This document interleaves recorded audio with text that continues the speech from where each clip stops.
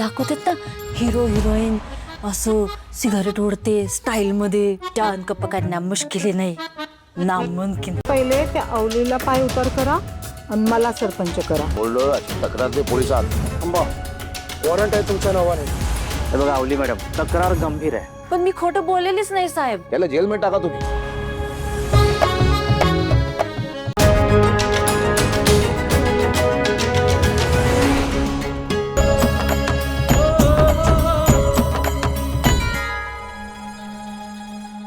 आताच डाउनलोड करा अल्ट्रा झकास मराठी OTT ॲप. आज स्पेशल इंटरव्ह्यू आहे सौभाग्यवती सरपंच 2 अल्ट्रावर येणारी वेब सिरीज आहे. त्याच्यासाठी किशोरजी, अश्विनीजी आणि देविका, तर यांच्याशी आपण संवाद साधणार आहोत. तर किशोरजी पासून मी सुरुवात करतो की तुमचा रोल कसा आहे, काय आहे, आणि मागच्या सिरीजमध्ये पण जसा होता काही वेगळा आहे. पहिल्या सीझन मध्ये तो बायकोला खूप बॅकिंग करतो आणि तिला पुढे आणण्याचा प्रयत्न करतो. ते सुद्धा एक राजकारणच असतं. म्हणजे आपल्याकडे बिहारमध्ये जे झालं, लालू प्रसाद यादवने त्यांच्या मिसेस नंतर हे झालं आणि सगळा सपोर्ट लालू प्रसाद यादवचा होता. तसं काहीसं पहिल्या सीझन मध्ये होतं. आता सेकंड सीझन मध्ये बायको जशी हुशार होत जाते तसा नवरा इन्सिक्युअर होत जातो. ही ह्युमन पटलं ना तुम्हाला? तर ते तसंच कॅरेक्टर आहे ते. आणि बायको जशी समजदार होते, फेमस होते, लोक तिच्यावर प्रेम करायला लागतात, तो हळूहळू इन्सिक्युअर्ड व्हायला लागतो. तर असं कॅरेक्टर आहे माझं. पहिल्या सीझन मध्ये ऐश्वर्या अवलीला कॉम्पीट करत होती सरपंच पदासाठी. ती स्वतः उभी होती आणि हरली. आता सेकंड सीझन मध्ये असं आहे की अवली नुसती सरपंच नाही तर ती लोकप्रिय सरपंच होतीये. त्यामुळे आता ऐश्वर्या जास्त चिडतीये तिच्यावर, तिचा जास्त रागराग करतीये आणि तिला कसं सरपंच पदावरनं खाली उडता येईल या प्रयत्नात ऐश्वर्या सतत आहे या सीझन मध्ये. आणि या सगळ्या गोष्टींसाठी मिलिंद शिंदे असं एक नवीन कॅरेक्टर आता या सीझन मध्ये ऍड झालंय. तर मिलिंद दादांचा वापर करून तिचं सरपंच पद खाली खेचणं, तिला सरपंच पदावरून खाली खेचण्याचा प्रयत्न ऐश्वर्या आता या सीझन मध्ये करताना दिसेल. बोल काय बोलू? बोल. तू असं माईक धरलं की मला कसं तरी बोल होतं. तू माईक माझ्या हातात दे मग मला बोल. काही नाही, अवली मागच्या सीझन मध्ये सरपंच झालेली तुम्ही बघितलीत. आता तिचा आत्मविश्वास अर्थातच आणखीन वाढलेला आहे. तिच्या समोर आता नवीन प्रश्न, नवीन चॅलेंजेस, नवीन राजकारणी आणि नवीन विषय असे तयार झालेले आहेत. आणि त्या सगळ्यावर मात करत ती तिच्या गावाचं भलं कसं करते, तिच्या माणसांबरोबर तिचं प्रेमाचं नातं कसं जपते, हे तुम्हाला या सीझन मध्ये बघायला मिळेल. हा किशोरजी, थोडस जास्तीत जास्त तुम्ही यावर म्हणजे बोलू शकता की सध्याचं राजकारण जे चालू आहे किंवा तुमच्या सिरीज मध्ये जे दाखवलं त्याच्यामध्ये कसा फरक आहे? काहीच फरक नाहीये. मला वाटतं की काहीच फरक नाहीये. काळ जसा बदलतो तसं राजकारण करण्याची पद्धत बदलत जाते. आधी जे आपल्याला अनैतिक वाटत होतं ते काळानुसार नैतिक अधिक नैतिक होत जातं. आधी आपल्याला जे असं वाटायचं की हे खोटं आहे, आता ते खोटं सुद्धा खरं वाटायला लागतं.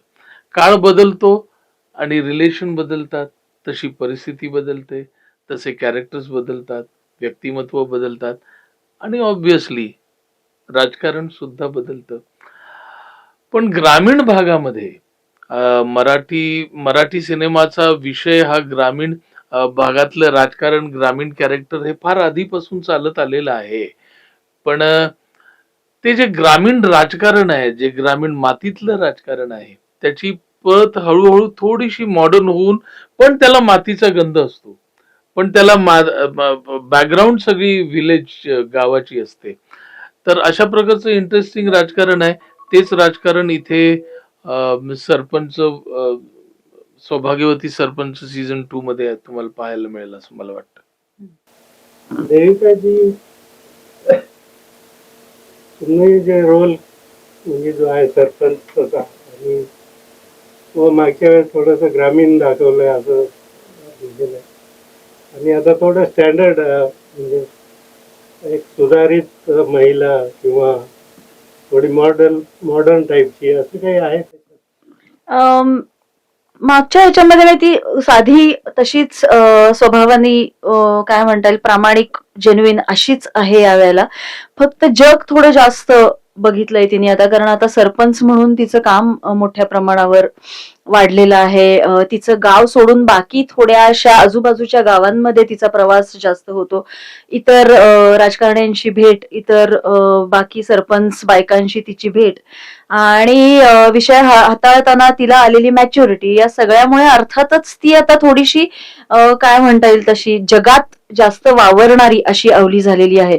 त्यामुळे तशी मॉडर्न नाही, स्वतःच स्वत्व जपणारी पण तरीही जग जास्त बघितलेली अशी अवली या ह्याच्यामध्ये. त्यामध्ये काही पुढचं पाऊल म्हणजे पुढे काय प्रोग्रेस तुमचा पुढच्या मोठ्या पदासाठी जाण्याचा असं काही प्रवास? प्रवास पदासाठी जाण्यासाठी म्हणून नाही आहे, पण प्रवास गावाचं भलं करण्यासाठी आणि गावातले प्रश्न सोडवण्यासाठीचा प्रवास डेफिनेटली आहे.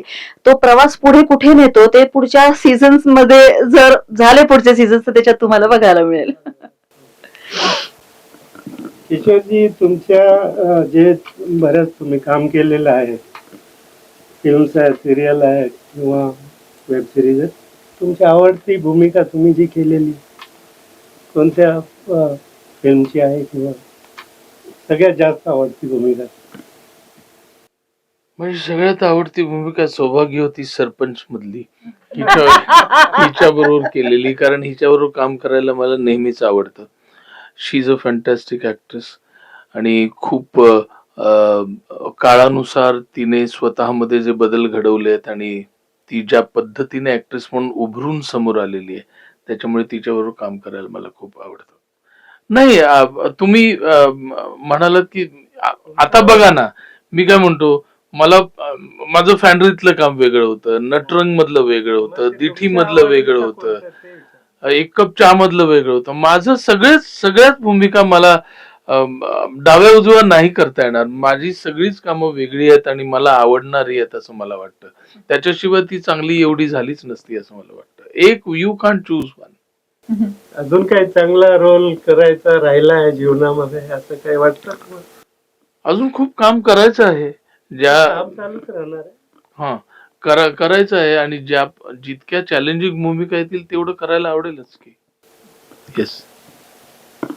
ठीक आहे ऐश्वर्याजी, तुमचा रोल थोडासा तुम्ही सांगितलेला आहे आणि या नवीन सीझन मध्ये कसं आहे म्हणजे अजून काय काय तुम्ही त्यांना डॉमिनेट करण्यासाठी म्हणजे आता तिला डॉमिनेट करण्यासाठी किंवा तिचं सरपंच पद धोक्यात आणण्यासाठी ऐश्वर्या आणि मिलिंद दादा म्हणजे नाना असे मिळून खूप साऱ्या क्लुप्त्या लढवतात, पण त्या सगळ्या सांगायला आम्हाला अलाउड नाहीये. त्यासाठी तुम्हाला सीझन 2 बघावा लागेल. पण अर्थात म्हणजे ऐश्वर्या हरलेली नाहीये, ऐश्वर्यानी हार मानलेली नाहीये आणि ती अवलीच्या मागे हात धुवून लागलेली आहे. इतपत या सीझनचं एक गंमत आहे. या सीझनमध्ये नाना गेले आणि अण्णा आले असं काहीतरी या सीझन मध्ये अण्णाची म्हणजे एंट्री आहे. हो बरोबर. नागेश दादा जे माझ्या पतीची भूमिका करत होते, तर दुर्दैवाने नागेश दादा या सिरीज मध्ये नाहीये आणि त्यांच्या जागी त्यांना रिप्लेस नाहीये. नाना हे एक वेगळं कॅरेक्टरच इथे आलेलं आहे आणि जे ऐश्वर्याच्या हातातला आता प्यादा आहे अवलीच्या अगेन्स्ट वापरण्यासाठी. असं या त्यांच्याबरोबर काय रिलेशन आहे तुमचं बरोबर? म्हणजे नाही, रिलेशन असंच नाही. आम्ही एकाच बाजूला आहोत की हिला हरवणे या एका मोटिव्हनी बांधलेले आम्ही दोघं आहोत. आणि अर्थात एक माझा नवरा गावात नाहीये त्यामुळे ते मला वश करू बघतायत असा त्यांचा प्रयत्न आहे. आणि जर का एखादा माणूस आपल्या प्रेमात पडलाय तर मग त्याला कसं वापरून घेता येईल असा ऐश्वर्याचा प्रयत्न आहे. अशी ती सगळी गंमत आहे. 8 भागामध्ये आहे.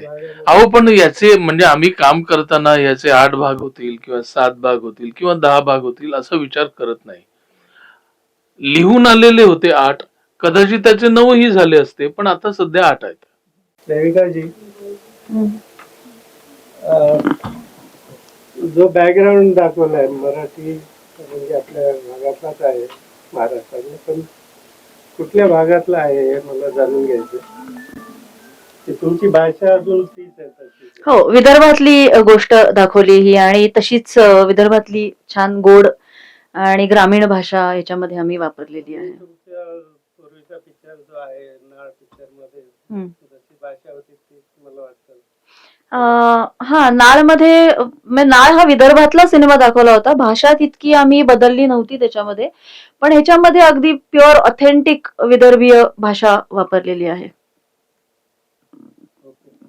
थँक्यू. आणि मुंडे न्यूज साठी शुभेच्छा. मुंडे न्यूज च्या सर्व रसिक प्रेक्षकांना विनंती आहे की त्यांनी सौभाग्यवती सरपंच भाग 2 OTT ॲप जे आहे अल्ट्रा मराठी ते डाउनलोड करावं. फक्त 19 रुपयामध्ये तुम्ही आठवडाभर ते सबस्क्रिप्शन घेऊ शकता आणि सौभाग्यवती सरपंच भाग 2 एन्जॉय करू शकता. मी या दोघींतर्फे सगळ्यांना धन्यवाद म्हणतो. थँक्यू. थँक्यू. किशोरजी आपले खूप खूप धन्यवाद. देविकाजी आपले पण. आणि ऐश्वर्याच नाव तोंडावर माझ्या आहे म्हणून अश्विनी. अश्विनी. हो, अश्विनीचे पण खूप खूप आभार. धन्यवाद. थँक्यू.